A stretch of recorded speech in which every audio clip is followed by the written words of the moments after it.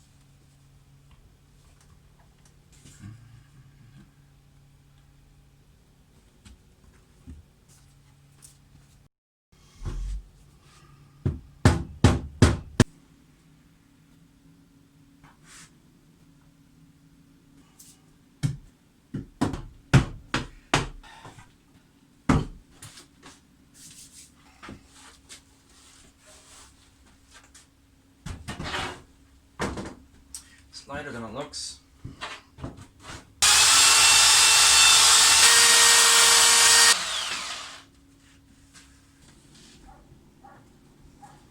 Okay.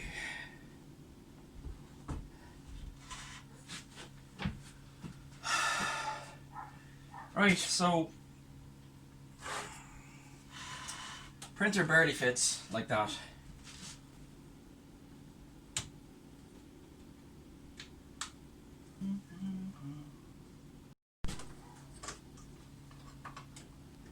Okay, so I'm remounting this from, it was on the side here where there's no space. I'm going to put that right here.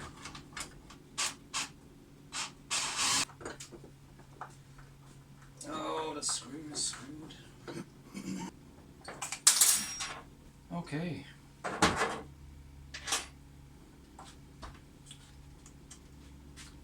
Now, before I screw this in place, I just want to point out this is a 24 volt power supply, and these are the bits that are kept aside for the printer itself. So you've got the 24 volt here that powers the printer, but that leaves two more negatives and two more positives. I'm going to use one of these channels for powering a fan to extract fumes, because ABS when it's printing is pretty smelly, and it'll give you headaches, and I don't know what else it's going to do to you, but ABS fumes, not a good thing. So we'll put an extractor fan at the back, made from a 24 volt fan, and the other 24 volts I'm going to I can't remember the word for it, but bring it down to about 5 volts and power a load of LEDs. So I'll just shove a load of LEDs into there so we can see what we're doing. There we are. Stick that up in the corner.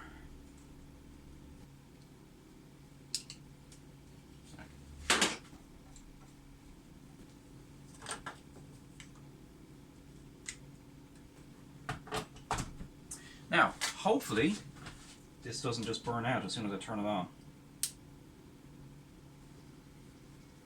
Hey, working fan, great. Just gonna make some really thin, really short wires. Because it's nice and thick, it can actually work as its own mount. That's positive there. Almost certainly.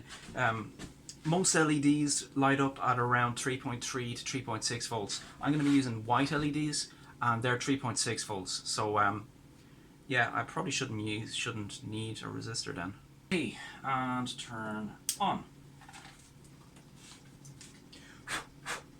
Use the amp meter to, or voltmeter in this case, because I want to get 5 volts out of this, or 3.6 volts out of this. Let's see what we have at the moment. 3.54. I'm happy with that. We'll leave it at that. I'll do that.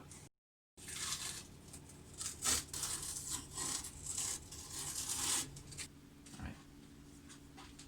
Now, I could use a knife and cut away part of the plastic around the wires, but instead I'm just going to use the soldering iron and burn the plastic off, because I'm lazy. Before I solder it, I'm going to glue the LEDs in place, and then I'll have the legs of them stretched out into position, and then I can just put the wires in place and solder them that way. That might work out better for me. Alright, so we've got a little LED here. The positive side has a longer leg. I'll put the positives on the outside. So I'm bending the legs, and I'm just going to bend them into kind of a shape like that, so that they're partly hanging down when I glue them in place. I'll just put a dab of glue on the base of the LED and put it against the wood.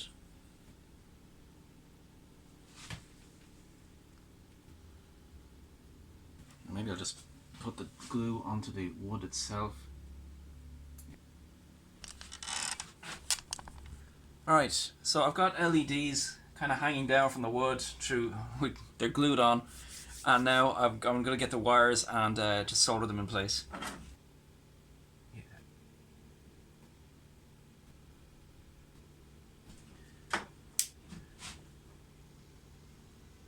That's it. So yeah, that's it. You can see it wasn't the most amazing or correct soldering technique, but it worked. All I had to do was just melt off some of the plastic and get the barest connection going, and that worked. Let's have a look at that again. All right.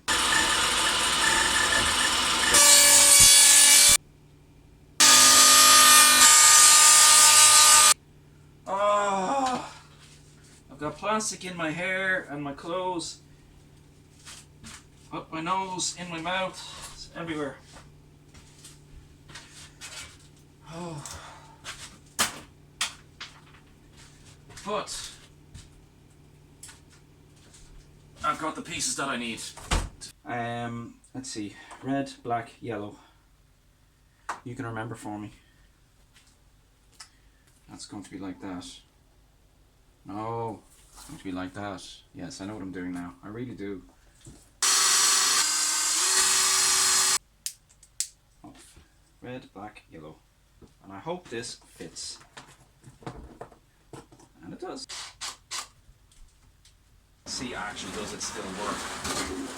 Because I have a tendency to break things. Ooh, pretty.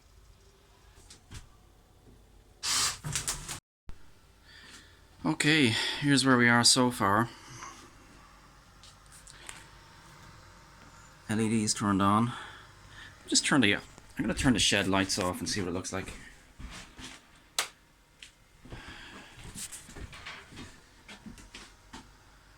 Oh, that is pretty.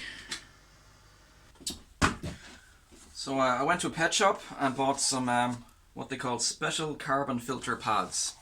It's for an aquarium. It's a pad with activated charcoal in it, and activated charcoal is very good at absorbing stuff. It's used in let's say air filters for pet carrier cases. You'd find it above your cooker in the hob. and it's found in a lot of other places. Oh, these are pretty big, very nice. Alright, so I probably only need about half the size of that, which means I've got plenty left after this. Alright, let's just cut that in half. Could make in the future I may put a kind of structure here so I can connect it to a proper pipe and pull it out to the shed air exhaust, but I didn't build that yet, so there's no point doing that yet. Alright, I'm going to stick this on using duct tape.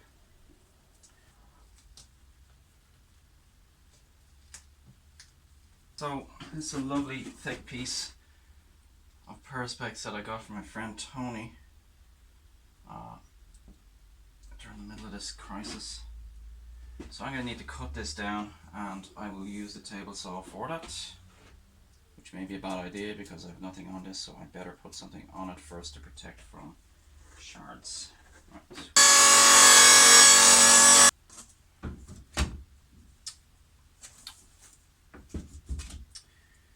Yeah, okay.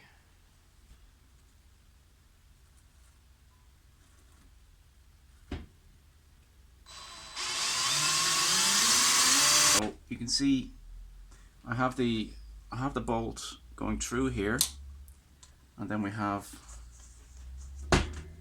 what looks like about 1.5 centimeters sticking out the other side. So I'm gonna go grind these off now and make shorter bolts out of them.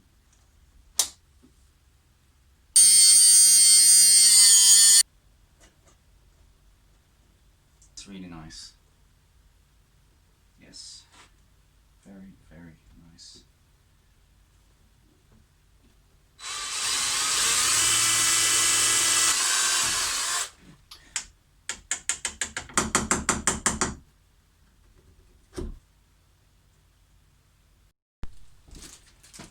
Okay, I found a lot of magnets. So these are cabinet magnets, I suppose you call them. They come in two parts. You've got the part which connects to the door, and then you've got the part which connects to the cabinet. And they make a nice strong bond and a nice clicky sound.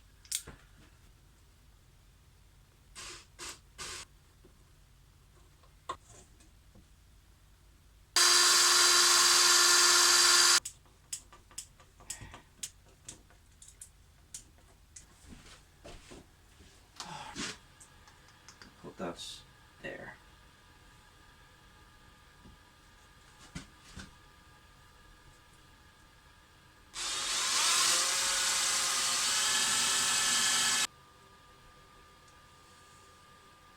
That's annoying.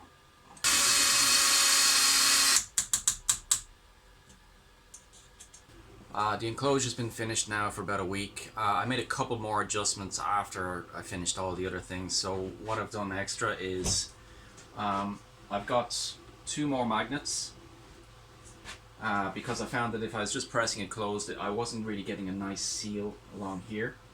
So that's a pretty good connection there. Another one you might have noticed there is the white foam that I put around the edges, and that gives me a tightish seal, so there's a lot less cold air being dragged in as the fan pushes hot air out the back, so it's less likely to cool down whatever's being printed. And the printing is turning out well, so I'll just show you an example of something. So this was printed on the ABS printer there. Now it took a bit of tuning to get it in, and it took a bit of tuning to get the ABS working right, because ABS is very, very tricky to get right. So I need to get the temperature of the nozzle up to 240 degrees centigrade. Right, not 235, not 230, it's 240. Turn off the side fan, which cools the part. Turn that off completely. Each layer should have at least 20 seconds, and that gives the plastic time enough to cool to be solid. And the hotbed has to be 120 degrees centigrade. If it's any less than that, then it just doesn't stick right. So what else have I done? The spool, I've got a spool actually hanging from my ceiling here and just going through a small hole in the side. I'll build a proper enclosure at some point, but you know, overall, I'm pretty happy with this. This is really good. It works very well for me. I've never had success with ABS, but that works. Alright, good luck with your own.